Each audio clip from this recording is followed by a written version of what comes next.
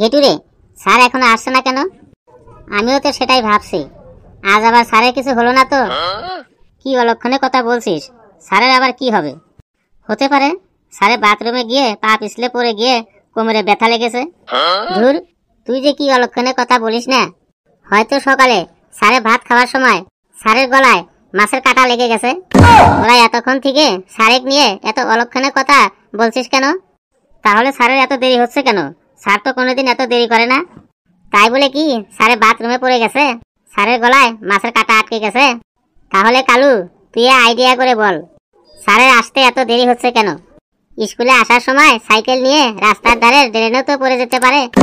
আমাদের আইডিয়াটা অলক্ষণে আর তোর আইডিয়াটা লক্ষণে, তাই তো? এই, কার আইডিয়াটা লক্ষণে আর কার আইডিয়াটা অলক্ষণে সেটা পরে দেখবি।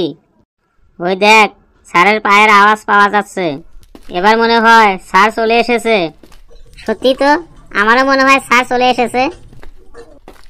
দাঁড়া সবাই। Good morning sir. আরে, এইটা তো লেবু, বসে পড় সবাই। কি রে লেবু, তুই আজ এত দেরি করলি যে? লেবু বড়, আজ এত কেন দেরি হলো তোর? সেটা পরে বলছি, আগে বল, স্যার তো এখনো আসেনি? না রে, স্যার আজকে এত দেরি করছে কেন কে জানে।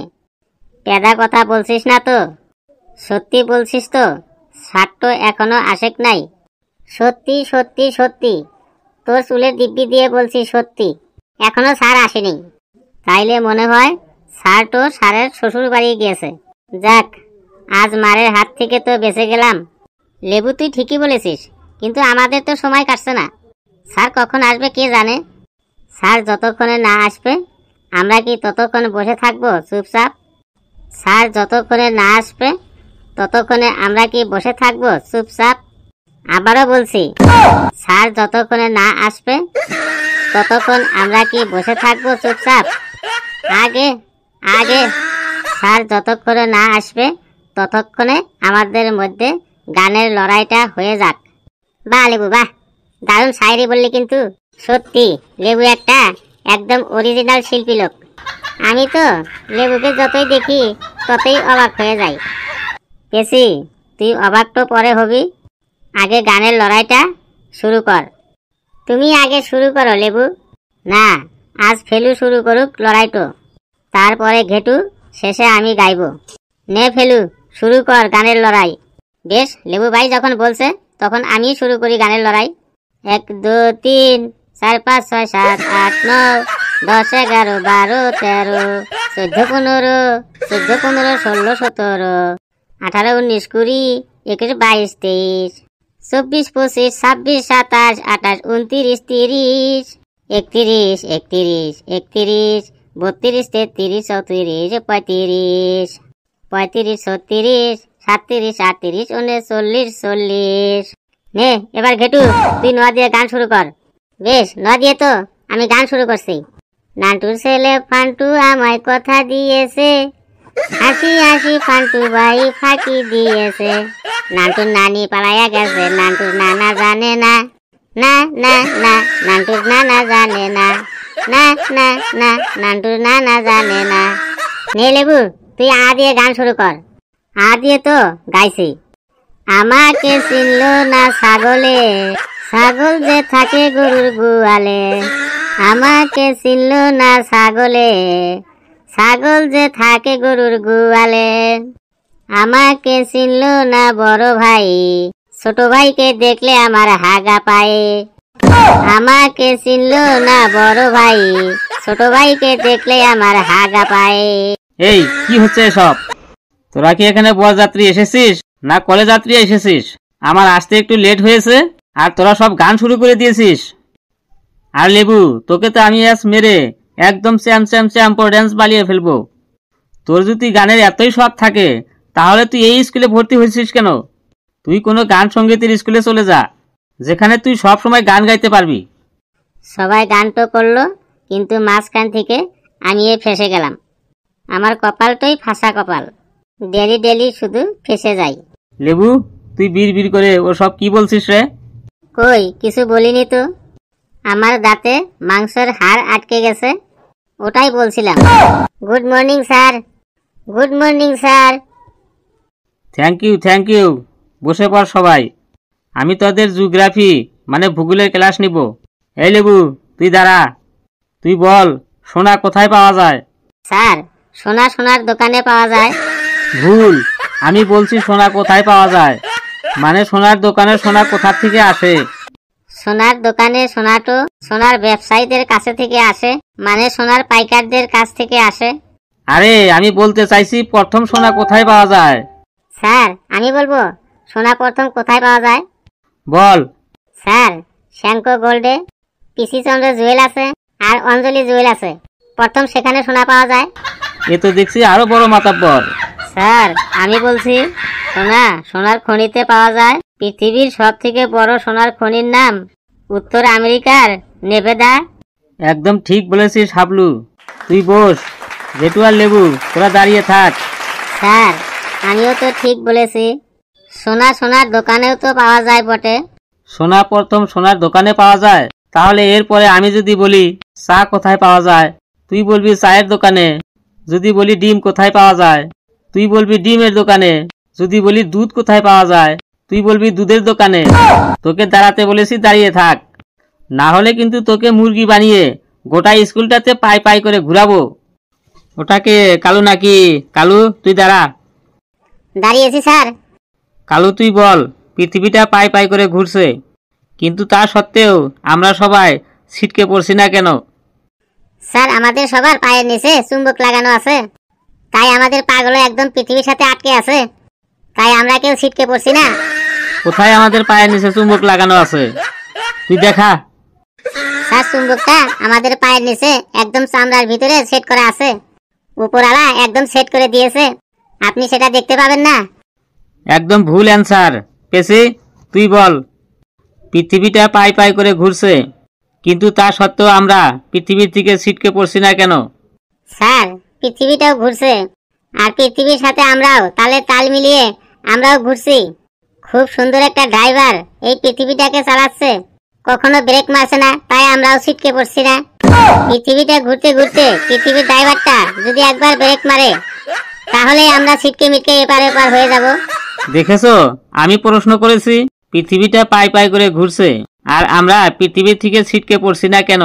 আর অ্যান্সারে কেউ বলছে পায়ের নিচে চুম্বক লাগানো, কেউ বলছে ড্রাইভার, কেউ বলছে ব্রেক মারা, মানে তোদের মাথায় যা আসছে তাই বলে দিচ্ছিস।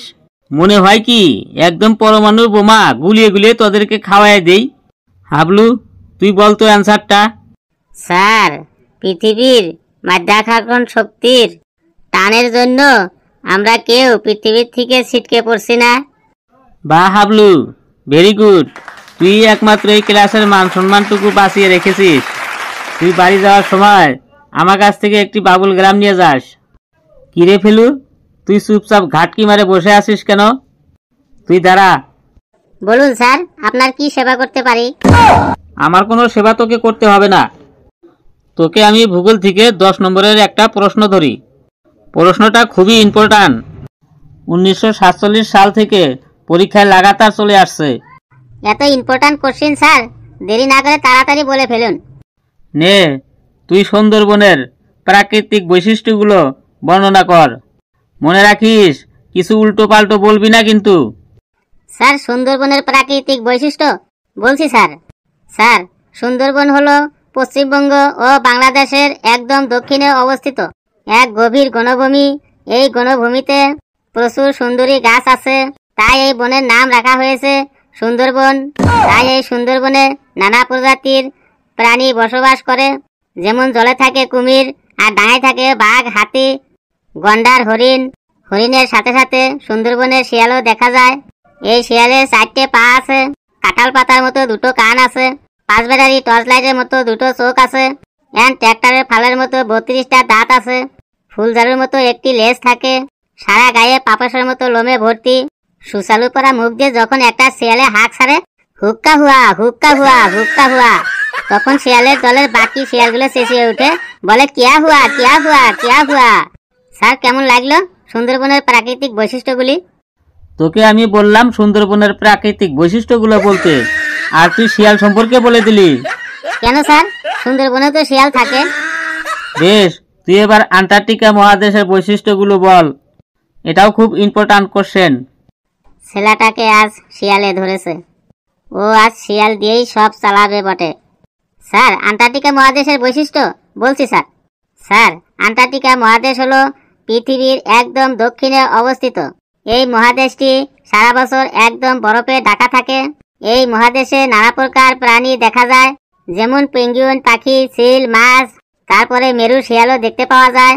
আর এই শিয়ালের 4টে পা আছে, কাঁঠাল পাতার মতো 2টি কান আছে, 5 ব্যাটারি টর্চ লাইটের মতো 2টি চোখ আছে, হ্যান্ড ট্রাক্টরের ফালের মতো 32টি দাঁত আছে, ফুলজারের মতো একটা লেজ থাকে, সারা গায়ে পাপসের মতো লোমে ভর্তি।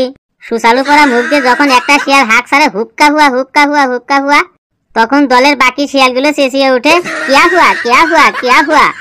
স্যার, কেমন লাগলো আন্টার্কটিকা মহাদেশের বৈশিষ্ট্যগুলি? যেটো আইডিয়া করেছিলাম সেটাই ঠিক। ছেলেটা আজ শিয়াল দিয়েই চালাইবে বটে। বুঝেছি, এ বেটা আজ সব শিয়াল দিয়েই চালাবে। কিন্তু আমিও ছাড়ার পাত্র নই, তোকে আমি আজ জব্দ করেই ছাড়বো। রেগে গেলে চলবে না, ওকে ঠিক পেলিয়ে পেলিয়ে জব্দ করতে হবে। বাবা ফেলু, তোমার মামা বাড়ি কোথায় বাবা? স্যার, আমার মামা বাড়ি গোপালপুরে। তোমার মামা বাড়িতে কোনো শিয়াল আছে? না স্যার, আমার মামার বাড়িতে 2টি কুকুর আছে আর একটি বিড়াল আছে, কোনো শিয়াল টিয়াল নেই। বেশ, তাহলে তোমার মামার বাড়ির পরিবেশের বৈশিষ্ট্যগুলি বলো। এবার দেখি তোর মামার বাড়িতে শিয়াল কি করে আনিস তুই। বলছি স্যার। স্যার, আমার মামার বাড়ির প্রাকৃতিক পরিবেশটা খুবই ভালো। চারিদিকে চাষের জমি, উপরে খোলা আকাশ, আর মাঝখানে আমাদের মামাদের ছোট্ট গ্রাম। দিনের বেলায় আমার মামাদের বাড়িতে নানা প্রকার পাখির কলরব শোনায়, মনটা একদম ভরে ওঠে। কিন্তু সন্ধ্যা নামার পর, কিন্তু রাত হলে চারিদিকে অন্ধকার ঘুটঘুটে হয়ে যায়, আর তখনই চারিদিক থেকে শিয়ালের ডাক শোনা যায়। আর এই শিয়ালের 4টে পা আছে, কাঁঠাল পাতার মতো 2টো কান থাকে, 5 ব্যাটারি টর্চ লাইটের মতো 2টি চোখ আছে, হ্যান্ড ট্রাক্টরের ফালের মতো 32টি দাঁত আছে, ফুলঝাড়ুর মতো একটা লেজ থাকে, সারা গায়ে পাপসের মতো লোমে ভর্তি। সুচালু করা মুখ দিয়ে যখন একটা শিয়াল হাঁক ছাড়ে, হুক্কা হুয়া হুক্কা হুয়া হুক্কা হুয়া, তখন দলের বাকি শিয়ালগুলো চেঁচিয়ে ওঠে, কিয়া হুয়া কিয়া হুয়া কিয়া হুয়া। স্যার, কেমন লাগলো আমার মামার বাড়ির প্রাকৃতিক পরিবেশটা? এই বললি তোর মামার বাড়িতে কোনো শিয়াল নেই, তারপরেও শিয়াল এলো কি করে? স্যার, মামার বাড়িতে শিয়াল নেই, কিন্তু আশেপাশে তো আছে। নে ফেলু, তুই এক কাজ কর, তুই এবার আমার সম্পর্কে, মানে আমার বৈশিষ্ট্যগুলো বলতো, মানে আমার সম্পর্কে তুই কিছু বলতো দেখি, এবার তুই আমার মধ্যে শিয়াল আনিস কি করে। ছেলেটা মনে হয় এবার ফেসে গেল। স্যার, তোর মধ্যে ও শিয়াল কি করে আনে দেখি। স্যার, আপনার সম্পর্কে বলবো? এত সহজ কোশ্চেন ধরলেন। কথা না বাড়িয়ে তুই বলা শুরু কর। স্যার, আপনার নাম ভান্ডু কুমার দান্ডেকর। আপনি হলেন আমাদের সব থেকে প্রিয় স্যার। আপনি খুবই উচ্চশিক্ষিত। আপনার বাংলা, অঙ্ক, বিজ্ঞান সবটাতেই এত গভীর জ্ঞান, মানে আপনি একজন মহান পণ্ডিত মানুষ। মানুষের মধ্যে যার জ্ঞান বেশি থাকে তাকে বলে পণ্ডিত, আর পশুদের মধ্যে শিয়াল বেশি চালাক বলে শিয়ালকে বলে শিয়াল পণ্ডিত। আর এই শিয়ালের 4টা পা আছে, কাঁঠাল পাতার মতো 2টি কান আছে, 5 ব্যাটারি টর্চ লাইটের মতো 2টি চোখ আছে, হ্যান্ড ট্রাক্টরের ফালের মতো 32টি দাঁত আছে, ফুলঝাড়ুর মতো একটা লেজ আছে, সারা গায়ে পাপসের মতো লোমে ভর্তি। সুচালু করা মুখ দিয়ে যখন একটা শিয়াল হাঁক ছাড়ে, হুক্কা হুয়া হুক্কা হুয়া হুক্কা হুয়া, তখন দলের বাকি শিয়ালগুলো চেঁচিয়ে ওঠে, কিয়া হুয়া কিয়া হুয়া কিয়া হুয়া। স্যার, কেমন লাগলো আপনার সম্পর্কে? এই তুই থাম থাম, আর নিতে পারছি না আমি। তোকে আজ শিয়ালে ধরেছে, শিওর তোকে আজ শিয়ালে ধরেছে। এই তোরা বস, খুব জল তৃষ্ণা পেয়েছে আমার। কি সাংঘাতিক রে। বন্ধুরা, ভিডিওটি কেমন লাগলো আপনারা কমেন্টে জানাবেন, আর ভিডিওটা লাইক করবেন, যত পারেন শেয়ার করবেন, আর চ্যানেলটা সাবস্ক্রাইব করে আমাদের সাথেই থাকবেন। আর হাসতে থাকুন, সুস্থ থাকুন, হাসতে থাকুন, সুস্থ থাকুন।